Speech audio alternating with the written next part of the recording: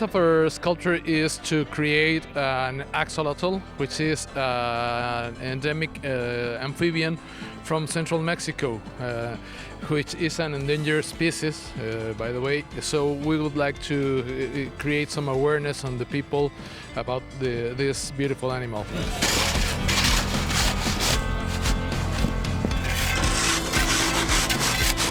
We wanted to create also something from our country, something from Mexico. So the axolotl is, you will only find it in Mexico, you will only find it in the lake of Xochimilco.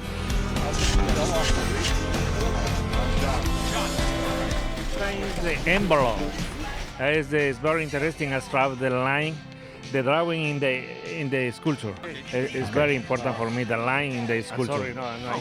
You work together? No. I think so. Yeah. Yeah. I think it's the same.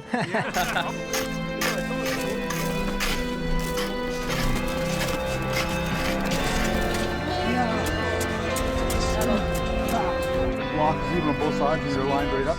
Well, they are locally relevant, even to Canada and the U.S. Animals that live near the mountains, and wildlife. These are the iconic ones. Everybody can recognize them, and then they'll be done in like head mounts, coming off of a mountain. Something that I've been doing for several years now. Not these animals, but playing with the animals. And it's locally relevant and highly recognizable by all the attendees, which will make it which will make it easy to enjoy. Sculptura Borealis. It's just a young woman writing her story in life, kind of inventing herself, and setting goals and setting herself up for later in life. Just overall, creativity, inspiration, and I just chose to use a young woman. I personally think that's a more beautiful sculpture than a young man. That's just me. So I decided to design it with a young girl in mind. So actually, Bob and Mike are father and son, and we all just kind of got together, pure randomness and happenstance, and we've been working together now for about the last 5-6 years. Two-time back-to-back reigning national champs who won it again in 2018. That was our first time. We took People's Choice here last year, and looking to do some damage this year. We'll see what happens.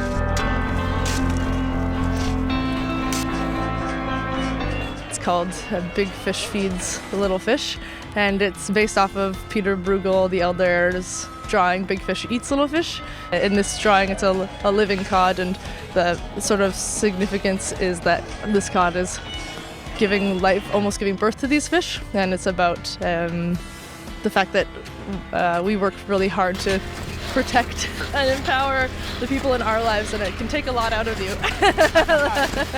One of my teammates, Nikki, she runs this really incredible restaurant called Fishy People, and she does something that most people in the world aren't doing at all. She takes freshwater fish from our lake and transforms it into anything you can imagine, really. We all are professional carvers, and not in the competition side, but kind of for a living. So we have all worked on this place called the Snow Castle in Yellowknife. It's a 15,000 square foot structure that we build on the lake, and so that's how I started. I started building, and Nikki started in carving there, and I got into carving with Nikki, and it's pretty incredible. It's worth seeing, worth making the trip for. It's open for the entire month of March.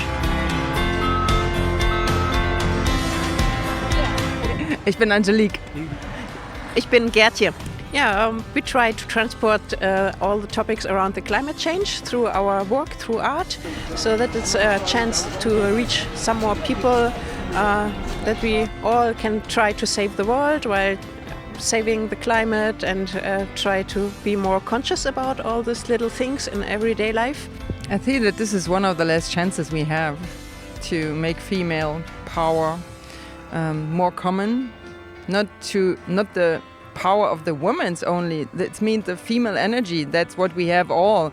You too. Yep. And we need to encourage ourselves to live that more. It was a nice shape that I found somewhere, and it reminds me on something that is moving, and it's in transition.